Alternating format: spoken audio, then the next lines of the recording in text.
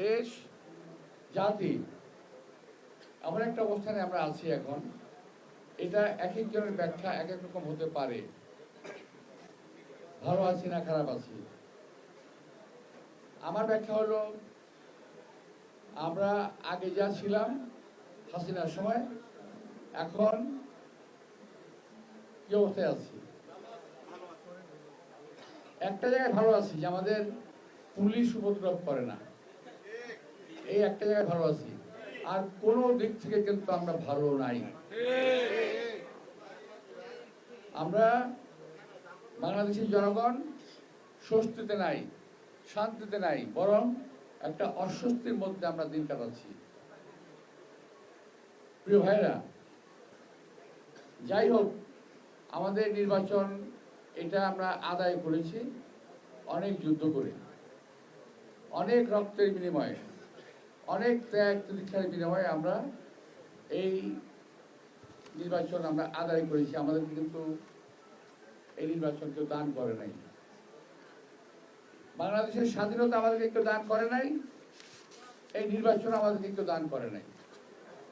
অনেকে মনে করেন, বিশেষ করে কিছু ছেলেপেলে আছেন, তারা মনে করেন যে 24 তারিখে তারা সবকিছু উদ্ধার করে ফেলেছে। আরে বাবা, তাহলে আমরা 17 বছর কি করলাম?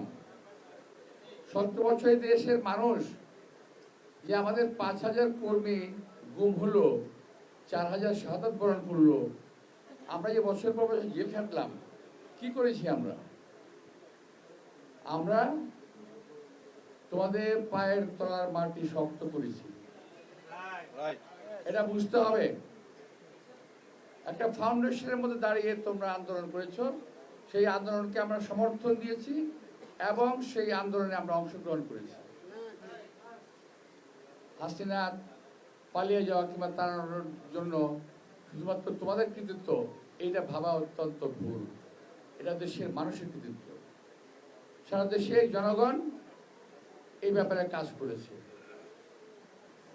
যাই হোক, হাসিনা পরবর্তী সময়টা আমরা যতটুকু ভালো থাকতে চেয়েছিলাম ততটুকু ভালো আমরা থাকতে পারি নাই, এটা আমাদের দুর্ভাগ্য।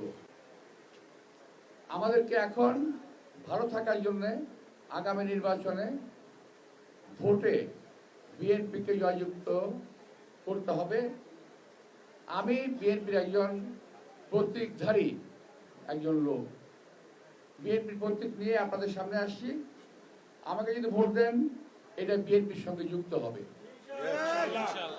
সুতরাং আমি আশা করব, শুধুমাত্র রাজনীতিতে সবচেয়ে সহজ হলো,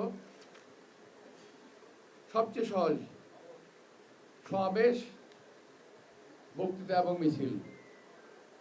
যেটা কাজ, মূল কাজ ইলেকশনে ভোট জোগাড় করা, এটা কিন্তু একজন রাজনীতিবিদের সারা জীবনের সঞ্চয় থেকে আসে। কোন সঞ্চয়? টাকার সঞ্চয় না, তার কাজ, কর্ম, অভিজ্ঞতা, সমস্ত সঞ্চয় থেকে রাজনৈতিক একজন ব্যক্তি গড়ে ওঠে। আমি মির্জা আব্বাস এলাকায় বড় হয়েছি। আমি যখন ছোট ছিলাম তখন অনেক বক্তা বলতো, আমার সামনের বক্তা, আমার সিনিয়র যারা বক্তা দিত, বলতেন এবার বক্তব্য রাখবেন আমাদের বর্ষিয়ান জননেতা অমুক, একজনের নাম বলতো। আমার বয়স তখন 30 থেকে 35। এখন যখন আমি বক্তৃতা দিতে উঠি তখন অনেকে বলে যে বর্ষিয়ান নেতা, মানে আমার বয়স হয়েছে। এই বয়সটার একটা অভিজ্ঞতা আছে। একটা মানুষ মনে করে বয়স হয়ে গেছে, বুড়ো হয়ে গেছে, আর কি আছে? না, তার অনেক কিছু আছে, যার কাছ থেকে নতুন প্রজন্মের লোকেরা, ছেলেরা নিতে পারে, শিখতে পারে, জানতে পারে, বুঝতে পারে। আমার অভিজ্ঞতা যদি আছে কাজে না লাগে, আমাদের মতো বয়সের ব্যক্তিদের অভিজ্ঞতা যদি কাজে না লাগে, যদি না লাগায় কেউ, আমার ছেলে যদি আমার অভিজ্ঞতা কাজে না লাগায়, সে জীবনে কিছু করতে পারবে না। এটা হলো বাস্তবতা। এখন কিছু ছেলে পেলে জুড়েছে, হঠাৎ করে আঙ্গুর ফুলে কলা গাছ, লম্বা লম্বা কথা বলে, অনেক বড় বড় লম্বা লম্বা কথা বলে ওরা।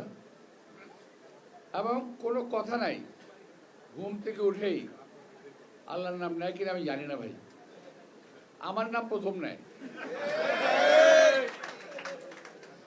আরে ভাই, ঘুম থেকে উঠে আল্লাহর নাম নাও, নামাজ পড়ো, দোয়া করো, একটা মানুষের প্রশংসা করো, তারপর বাড়ি থেকে বেরো কাজ করতে।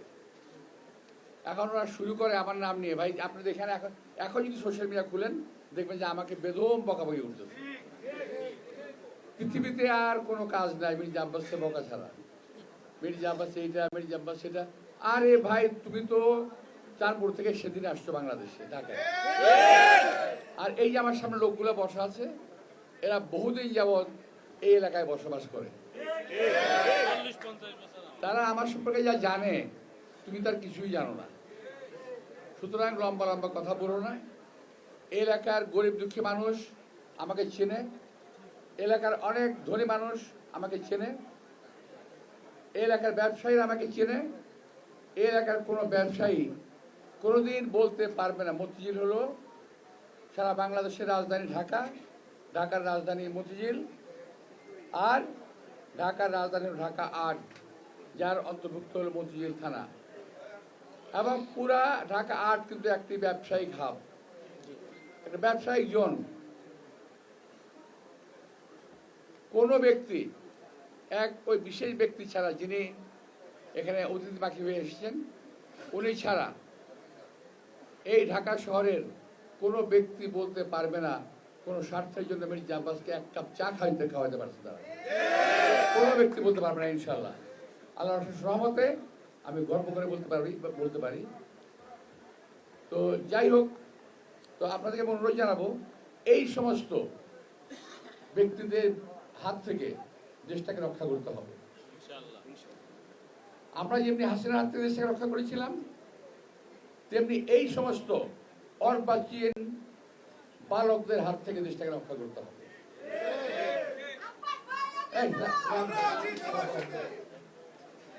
তো এখন এই জন্য যুদ্ধ করার প্রয়োজন নাই, ভোট দরকার।